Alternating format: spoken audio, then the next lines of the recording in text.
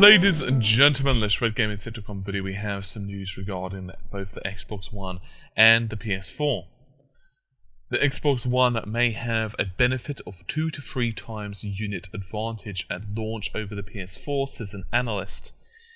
So, who is this analyst and what exactly is he referring to? Robert W. Bard and company analyst Colm Sebastian have stated in his latest investor's note that the Xbox One is doing extremely well at the moment. It's riding a momentum wave, if you will, at retail. Now, obviously, there were some negative feelings towards the Xbox One just a short time ago. However, he has said, Sebastian I mean, that with the removal and reversal of their DRM policy, Microsoft have done, well, a good U-turn in the eyes of the public, and now public opinions are definitely starting to sway more favourably towards the system.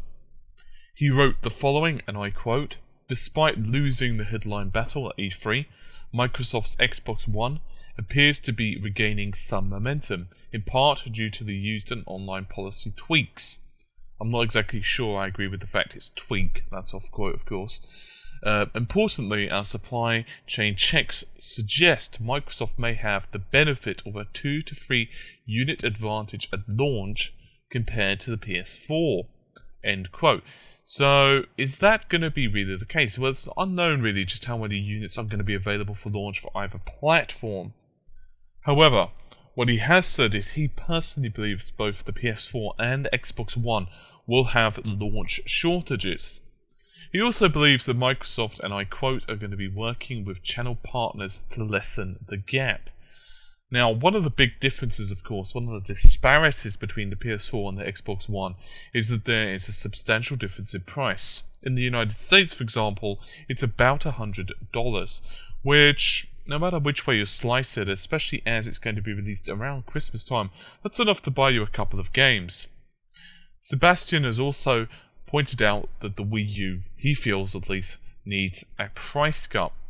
He also believes that, and I quote, "the fate of the platform rests on Nintendo's holiday software lineup." In other words, just how well the system will do regarding the games at this Christmas. In other words, for many people, I think that many people know that this Christmas is going to be the make or break of the Wii U. That does not necessarily, or not even slightly, mean Nintendo, because Nintendo have absolutely huge cash reserves, and it's also worth noting that the 3DS now is selling a lot better.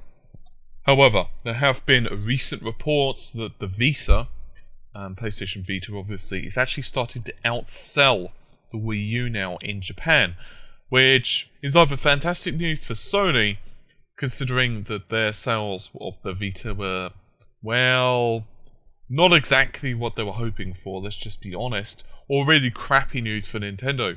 I suppose it depends on your perspective. Regardless, what are my thoughts on this? Well, shortages at launch aren't really going to be a major surprise. Obviously, if you've pre-ordered, you've got a reasonable chance of actually getting the system. However, if you've not pre-ordered, if you're just one of those people who are just going to walk down to the store and hope for the best, well, you probably will have to be there pretty early.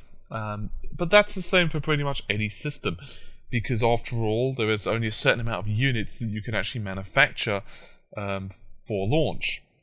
Regarding AMD, who are providing both the GPU and CPU combination, in other words, the APU, they're actually very confident about the numbers that they can produce. They have said that they can easily satisfy demands, which makes sense considering that they have a lot of experience with it. And to be honest with you, the Jaguar itself is an amalgamation of various technologies that they already possess. However, no doubt there will be some issues in terms of fabrication because it is a very complex chip. This is especially true with regards to the PS4. However, as I have said, AMD are very adamant, they are very clear that they believe that they will be able to satisfy the numbers that is required. However, there are other components inside a system other than just the CPU and GPU, as you're all familiar with. No doubt Sony will have interesting times sourcing the amount of GDDR5 memory. On the other hand, it is definitely becoming a lot more prevalent than what it was, say, let's go with 12 months or 24 months ago. Also, in addition to that, of course, you have all the other bits and pieces such as the Blu-ray drive, the hard drive, the power, the plastics, everything else, as well as the time to actually assemble the stuff, fault test it, and everything else that you would expect besides. So obviously there will be limits. I'm not exactly sure if it's going to be 2 to 3 times the number. However, we'll have to see if he's right. He's an analyst, so obviously he does have access to certain data, but that doesn't necessarily mean that that data is accurate. So I guess we'll just have to see on that one. Regardless, hopefully you've enjoyed the video. I will see you soon. Take care. Bye for now.